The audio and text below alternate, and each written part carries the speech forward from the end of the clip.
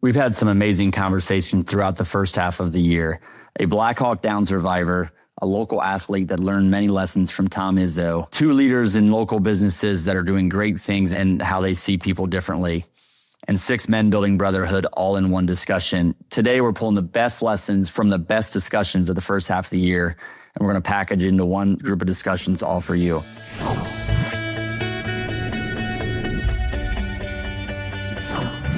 You know, I think it's so important to recognize that how we show up at home, but also at work, impacts our team members that are fathers, mothers, husbands, wives that evening. Yep. And you know, back in my corporate days, there was someone that was not showing up in a good way every single day, and I saw very directly what a toxic leader can do to people's home life. So I'm not going to talk about that a lot, other than shifting it to we're also human, so we all fall, right? We all have those days, for sure. But it's so important to check ourselves, and if we're overly stressed, the team's going to be overly stressed, right? If we're having all these challenges, the team's going to have that, and you grow from that stuff. But we have to build the self-awareness and check ourselves and say, okay, am I, in the face of adversity, what is my attitude when this is happening? What is my mindset when this is happening? Because the situation isn't going to be what defines the organization. How you react to the situation, how you live, how you approach things is what's going to define the mindset, the approach, the attitudes of the organization, which then ripples to the home life. If there's a major stressful situation at work, and you're just hair on fire if you have it, but hair on fire, going crazy, right? I had maybe one more time, Brian, one more bald joke. But if that's how you react, that's how the team's going to react, and that's how they're going to go home at night. So I think just looking internally is so important. You've said this several times, and I think it's connected to how you can grow to multiple locations, but people in the right seats, the right people on the bus, is that what has been the key to being able to scale and grow to 50 employees in multiple locations?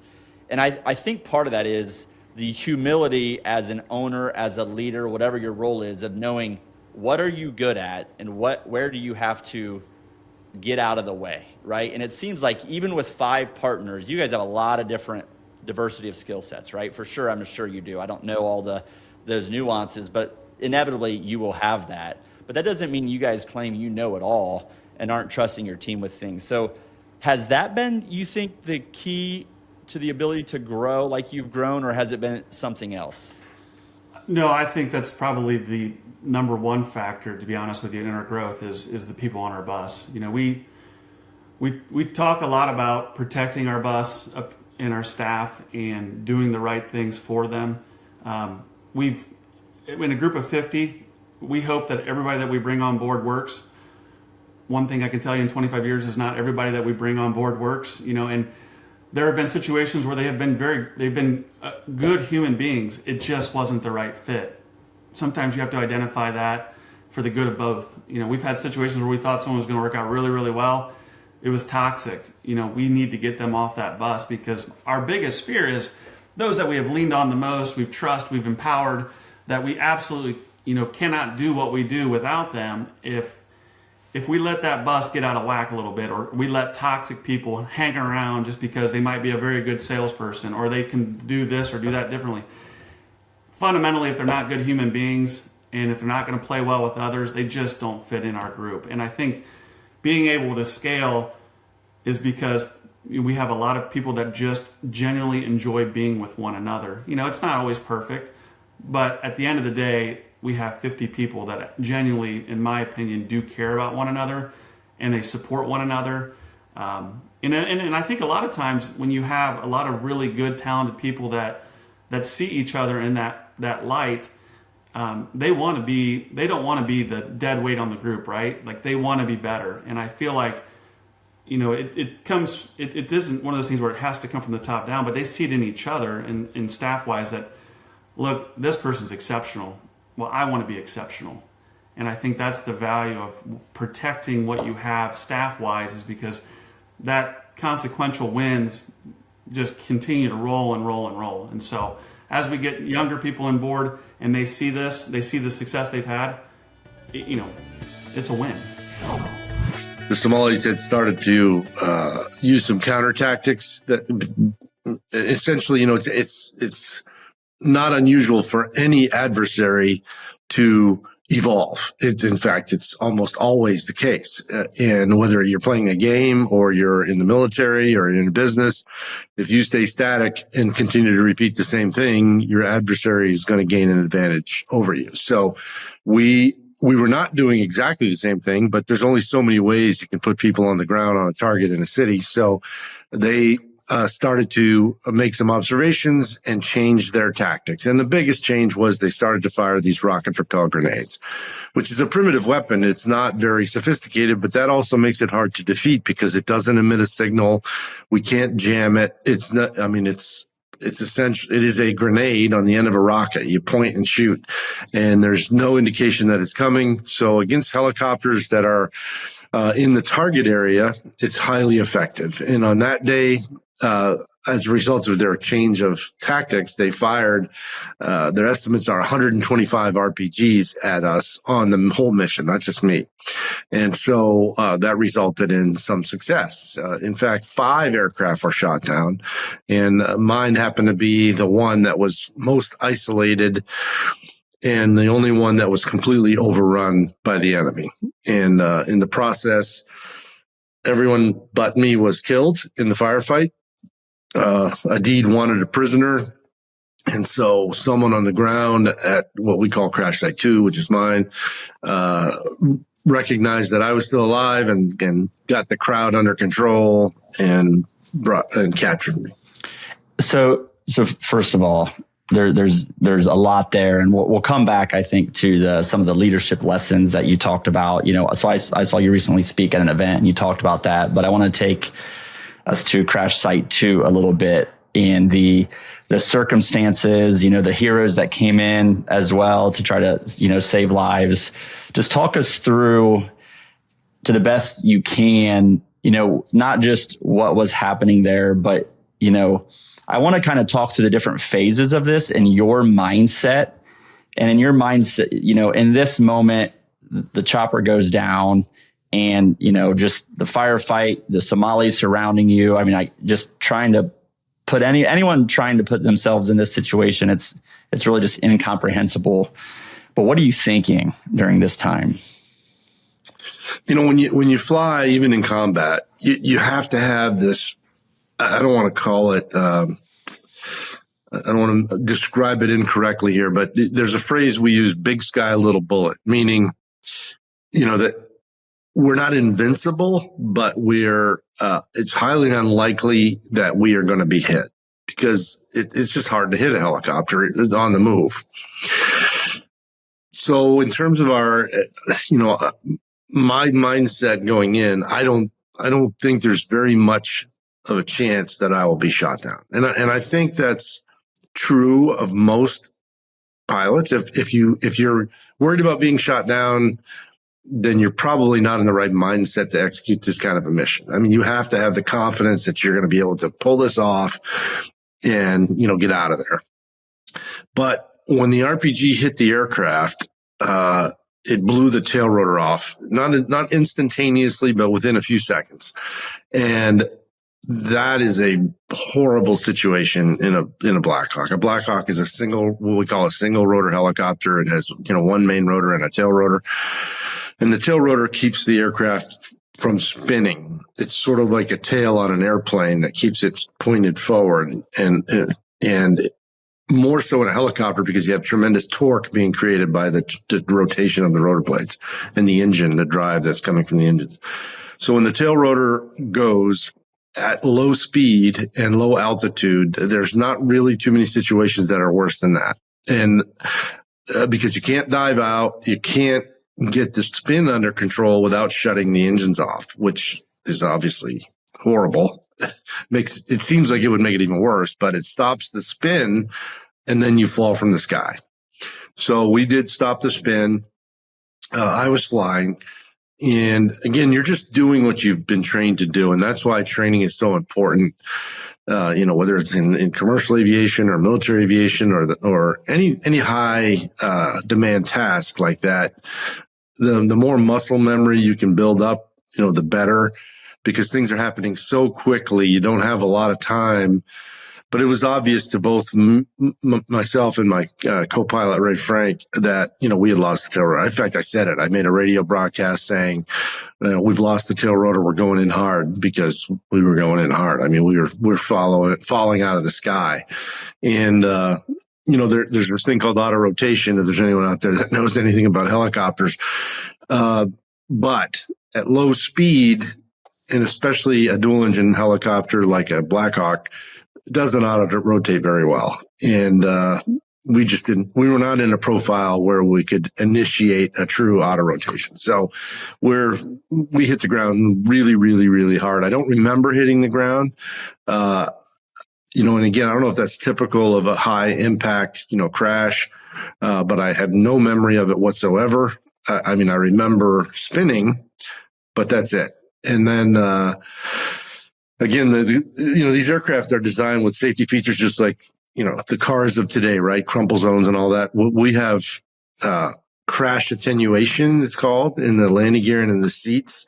So it absorbs a lot of the G forces, but we still hit so hard that my femur broke in half on the edge of the seat. My vertebrae were crushed. And one thing I didn't know, a compression fracture is the bones are getting smashed, not the discs. The discs actually are displaced and the bones hit each other. And it was fairly young. I was 32. So when your discs are soft like that, they will displace and then they'll come back.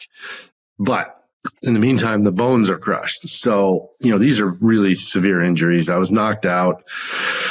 Ray, similar injuries, although he didn't have a femur fracture, lower leg fracture. But he was able to get out of the aircraft. I was not.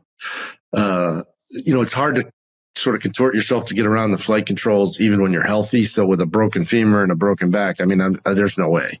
So I just decided I would fight it out from the seat. I had a weapon in the cockpit and I moved some debris out of the way so I could see. And we think that might be what, the two Delta Force commandos who were on board, they were the last operators, we call them operators, soldiers on an aircraft. And they flew over my crash site and they saw movement on the ground. They made a request to be put in.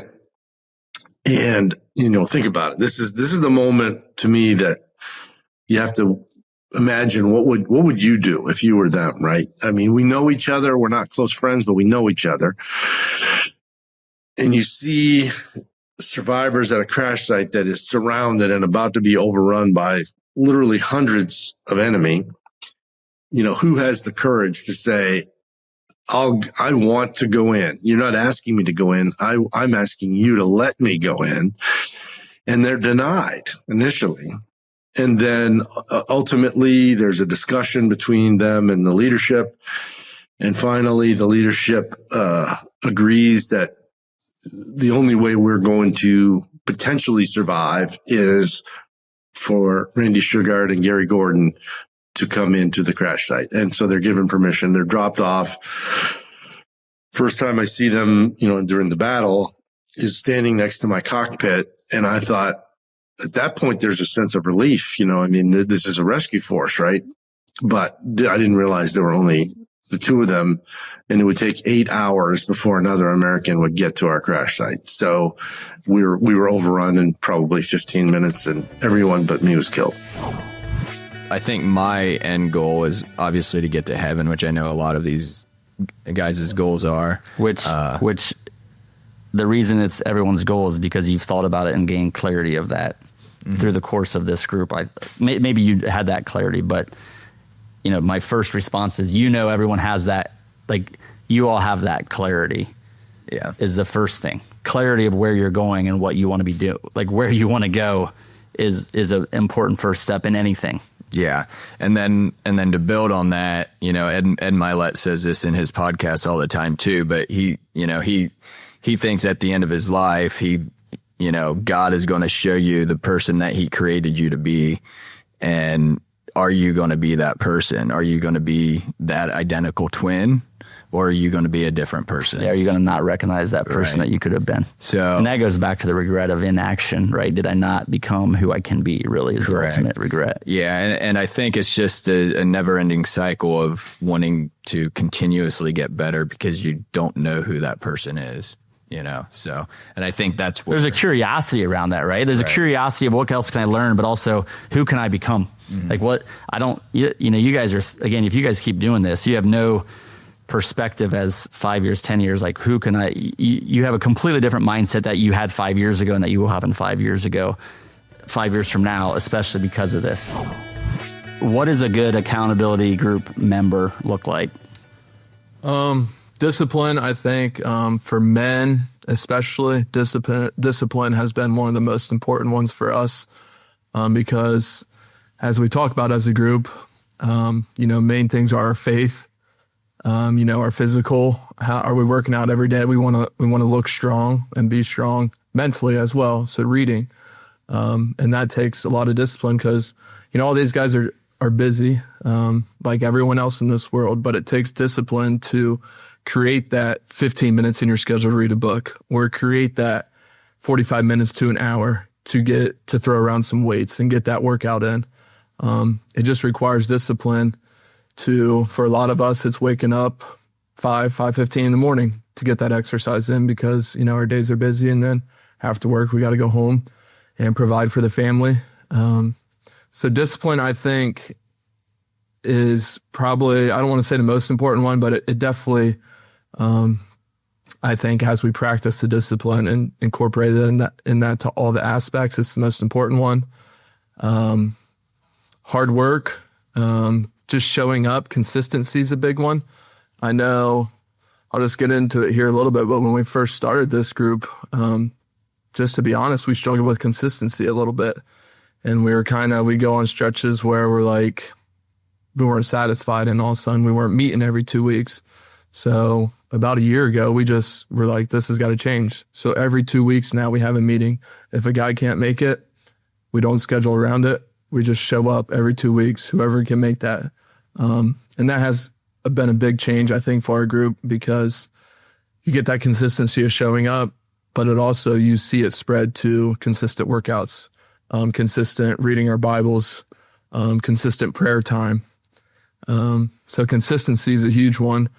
For me too, like, I think part of the reason we wanted to start this group here is because all of us, we were trying, to be better. We were trying to work out more. We were trying to be better husbands. We were trying to be better sons, leaders, whatever it is.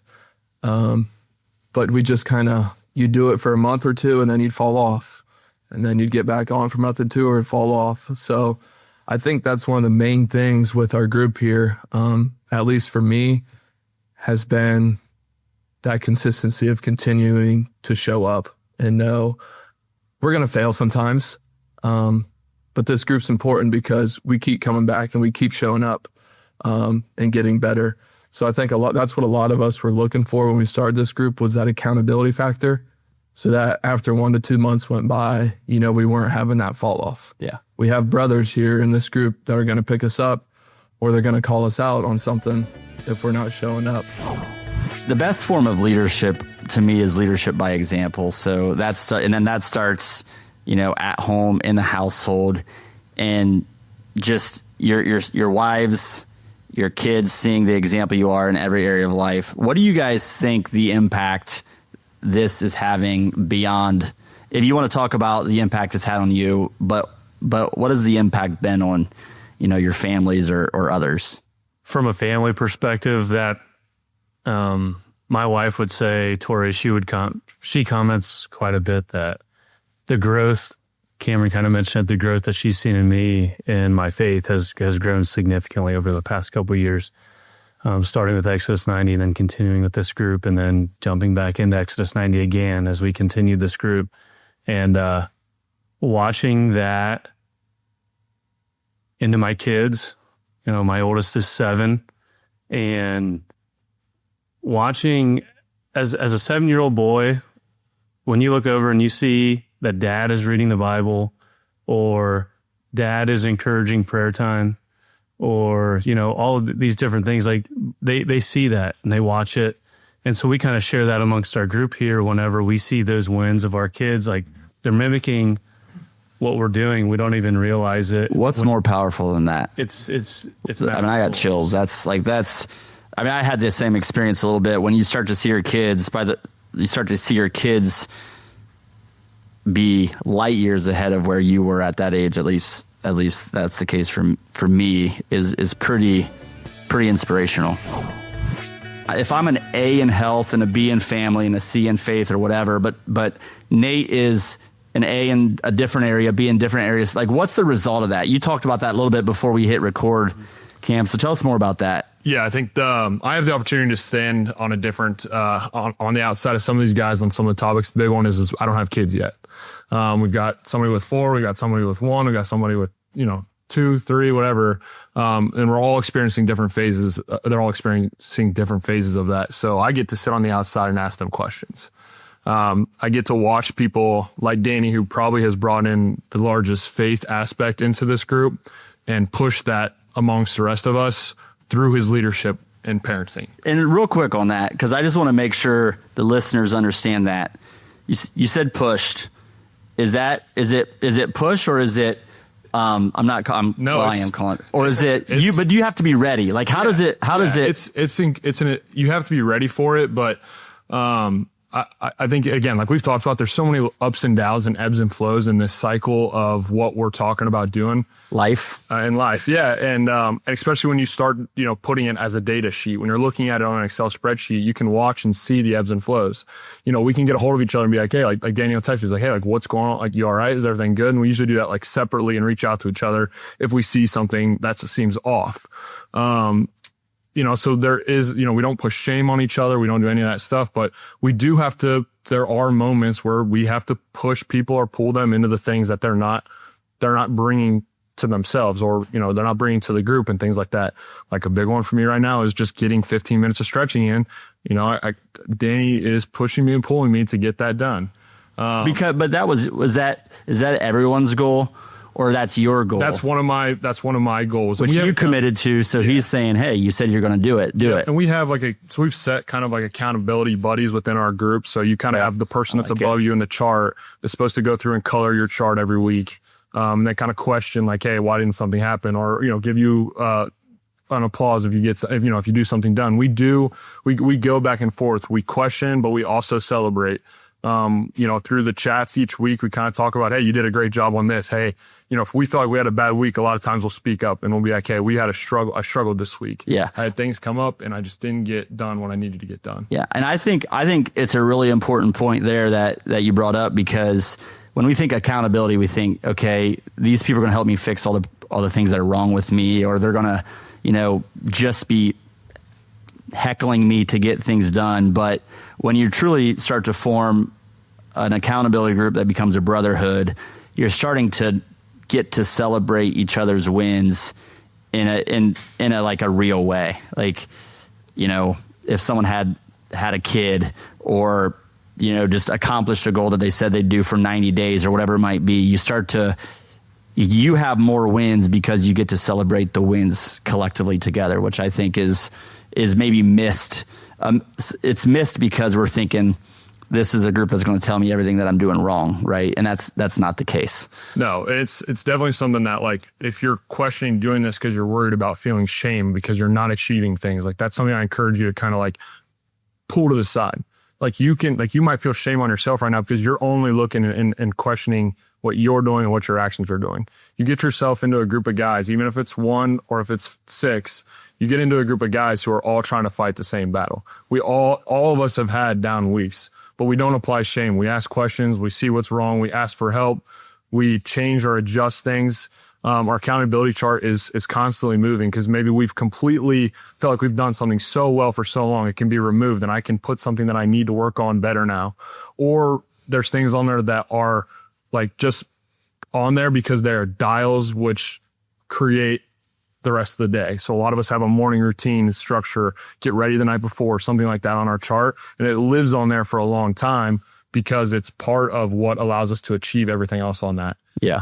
So if you are worried about, feeling pressure of not having it perfect at the beginning, know that it's ever flowing. It's a working sheet. It's a working group. We're all working through things. But that's the cool thing about having this is because you don't feel like I feel less shameful. Yeah, you might feel guilty because you didn't hit somebody. You're not feeling shame, which is important to understand the difference of those, right? And I think you're going into this and you might even be thinking, I don't want to ask this person or that person to do that because, man, they have everything together. You might have a little bit of imposter syndrome, like I don't belong in that room with that group of people. And you're going to realize quickly that you can just really build off of each other, and it's the collective that has an impact.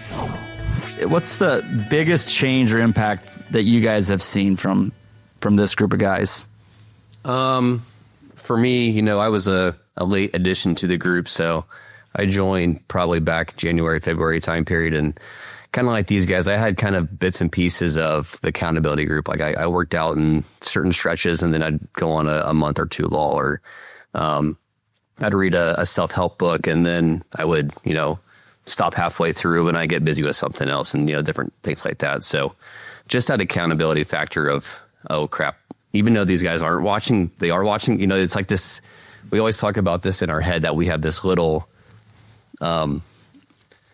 B word in our head telling us not to do something like, oh, you have five brothers, all these excuses for, it's Friday. You don't need to work out today. It's fine. But I know I need to update that accountability chart. And I know somebody's watching. So just things like that. From a faith perspective, prior to joining the group, I think once a year confession. That's just this one. Once a year confession maybe. And then you see, there for a little bit, we had monthly goals where, could we have our weekly tasks that we want to try to get done, then we try to implement like a monthly goal as well. So one of the monthly goals was monthly confession. So we did that. And I think I've been to confession like 8 times over the last year, like just trying profoundly different than prior. Yep. Adoration is another thing. Like it's always one of those things you hear about in church, and it's like, oh, I wonder what that is. And then see some of these guys going and like, gosh, they encourage us to go, and it's like, go give that a try. And again, try to implement that into my, faith journey as well. So, just as there's constant things that we're just continually to build on. So, but look at the impact in just 2 years and think about what that can be over 2 more years, 5 years, 10 years. Nate, tell me more about just your experience and the impact, and what, maybe even talk about that, and where do you see this going? Yeah, impact is that the group's had. I think it's collective here that our self-confidence has risen. And if I can summarize it, winning is contagious, right? We've all had short wins over the last 2 years to where it's like, okay, if Danny's going to do something, well, why can't I do it, right? Or if Danny's going to, sorry, Dan, I'll just keep picking on you. Doc's going to do something, well, I'm going to do it better, right? And it's not out of I want to beat Doc down. I believe in myself. It's that self-confidence and understanding that now, if I put my mind to something, I know I can achieve it. And if I can't achieve it, I know I got help around me, right? So I think that's been really cool. And, a couple of these two in the middle, Doc and Danny, just ran half marathons, which is really cool. And it's contagious, right? I want to do one in August. And there's other examples throughout the group that... Can you carry me? Ask Dan, yeah. No, but I think it just boils down to self-confidence and just this group being contagious, that there's something there. And as far as future, it's a little uncertain. We've talked about where we want to go as a group, and we still need to decide what that looks like. But I know we're going to continue to do what we're doing and just continue to level up. So the future's bright for our group, that's for sure. One of the very early, I have it here, if you're... it's in my top books, so it stays with me here at the office, and I look through it. But it's one of the top self-development books I've read. It really woke me up to what leadership is all about. I highly recommend it. But what is a dream manager? So the dream manager is an absolutely incredible book. It was written it came out in 2007. And what I'm always so fascinated by is how it is still so true today as it was when Matthew originally wrote it. And the whole idea behind the Dream Manager is that your organization can only be the best version of itself to the extent that your people are becoming better versions of themselves. And in today's world, and this number has not changed in years, in decades, actually, disengagement, employees are 70% of the workforce is disengaged. Like, which is so sad because we spend so much time at work. And so people are disengaged at work. And the Dream Manager helps us discover that people are disengaged at work, not because they don't love the work potentially, but because they're also disengaged in their own life. And people are disengaged in their own life because they have stopped dreaming and no one is asking them about their dreams. And so you as a leader, if you run a company, if you lead a team, if you start asking your team members about their dreams, they're going to light up. They're going to become more engaged. If you not only start asking them, but then you support them in those dreams, you're going to see your people show up very differently. They're going to grow in ways that you couldn't imagine. And so the Dream Manager is a fable about a janitorial company that was dealing with engagement issues, and they implemented the Dream Manager program. So they essentially had a Dream Manager in the organization that served as the life coach for their people, starting to ask them about their dreams and then help them achieve those dreams. And all of a sudden, this organization, they started to see better communication. They started to see people were staying. They weren't leaving. The retention increased, engagement increased, and all because they felt like, oh wow,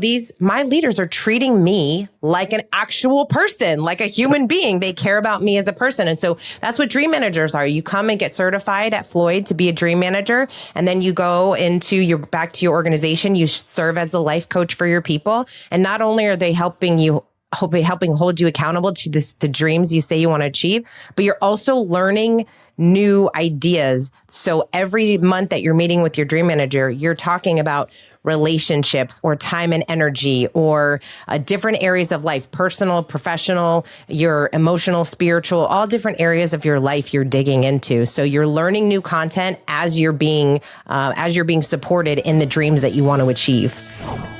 Winning's fun when it's together. You know what I mean? So if you're part of a business, it's fun to see other people have success with you. I think that's what makes it a great culture and a great team. You know, Coach used to always preach for guys that wanted to play at the next level. If we're all winning, it opens up avenues for everyone. When we lose, there may be one or two guys that have avenues, but there are 3 or 10 get stuck having to work harder to find that avenue after. So when you win, it's fun to do it together. And that's what coming back home, even in East Lansing, that is the mentality. People are helping people and finding ways to win together. Yep. Well, I can't imagine the other stories. So you didn't tell me though. So the first week he kind of set an example, but that was to everybody. But when did he get in your face and like spare me the exact word maybe, but I would say one that comes to mind is sophomore year. It was the first game. It was my first career start. Miles Bridges was out with an injury, and Izzo's not the tallest human being. So usually when he gets mad, he puts his forehead right to your chest, or he grabs your jersey and he's right there, Andy, saying words that I'm not going to repeat. But with all that said, you go back to the relationship guy that he is.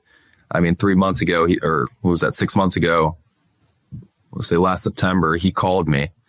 He has no business calling me. I don't play basketball anymore. I go up to alumni events. But he called me asking me how I'm doing, what I'm up to, how's my kids. That's what separates him to this current culture is he cares about guys that have been in this program. He cares about guys coming back. And that's the culture at Michigan State. It's guys that come back. It's guys that create that relationship that continue to go back.